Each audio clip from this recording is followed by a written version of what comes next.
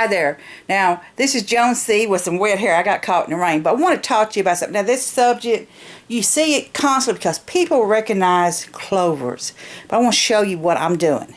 Now, this here is the various stages of my clovers that I'm grinding. Now, what I'm wanting to do is make me some clover syrup. Is what my intentions is. This here is the first batch of my red clovers here. You can see they're pretty well dry. Oh, they just smell so good. And this in here is white clovers that I've harvested. And you can see what I put it on. I put it on like a big straw tray. This here is another batch that I harvest here, as you can see. You can tell there's still some coloration in it, not quite dry enough. This is white clover, and this here is a fresh batch that I've harvested today. Now, clover has countless benefits, and they are doing research on this.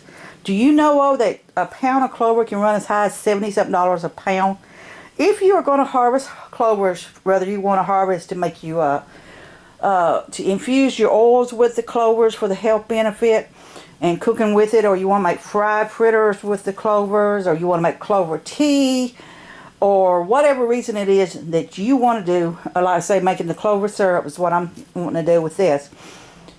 You need to make sure you get healthy looking ones. And if in the grind process you see any of them that's, may have some mold or something on it, throw them away, because you do not want them if they are bad. And the same way with the clovers in the harvesting. Make sure you get healthy looking clovers when you harvest them. If any of them don't look healthy to you when you are harvesting, don't get them.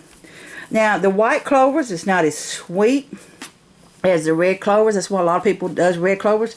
And you can take these here and just dip them in some milk or egg or whatever. Then roll them in flour and then just fry them up. But the health benefits here is this.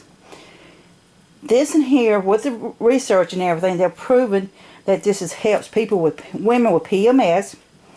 It helps with produce estrogen for women going through change of life, and it's found that it's also helping with the bone density on as we get older, because our bones tends to become less strength, and it shows that it actually helps build the bone density back up. It's what they've shown.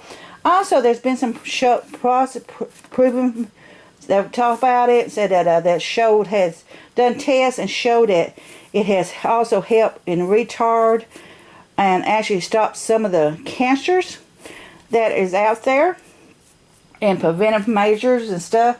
It's also good for a toxin to help flush the bad stuff out of your system. It's good for when women are going through menopause, to help, again, like I said, to help boost their estrogen levels. It's also good for the men in situations as well. It's mainly, it seems to be more focused towards the women than it does men, it seems like. But in all honesty, it's good for the men too, and it helps with their bones. It said there's no proven fact that it makes much difference in the men on their bones, but it shows that it makes a great deal of difference on the women's in the bones, and it may be because of the growth of the estrogen in them is replaced by the clovers here. It's also good as a blood purifier.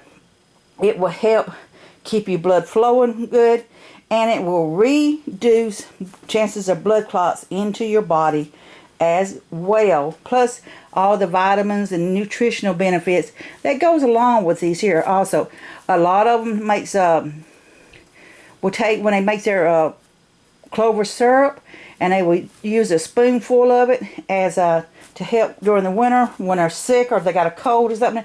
They'll take a spoonful of it. So, because you got all this benefits in it. So yeah, we see clovers every day. So when you go out there, what I'm doing is, let's say, I count myself 100. Like, I counted 100 of these. And then whatever extra I put into it, I put into it. Then I count it here, another 100 or so. And then whatever's over there, same way here. This batch here, I probably got over 200 in that batch. To make the syrup, it's going to take several cups. If I do it fresh, you measure by the fresh cups. But what it is, I'm grinding these because I want to have these later, because I want to make me several jars of clover syrup later on. And I'll show you later on in my videos once I harvest enough So I like using this big old pan here. I like using it because it just gives me all this different stages. I can put it on. It dries well. And I have another one I looked up on. So if you can find something like this, or even using a screen to dry these with, go for it. Now use what you got. You don't have to spend a lot of money to do it. But like I said, once these all thoroughly dry to the consistency I want, I can place them in containers and have them for my later use.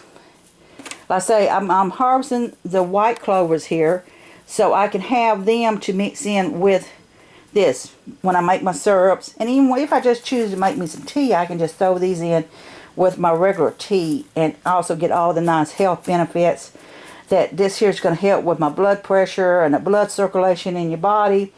And being a mature woman, it will help with my bone density and other issues. And also, hopefully it will help retard any possibility of cancer. So, my motto here, soaking wet. Besides, this is Joan Seed Series, Life Prepper YouTube site.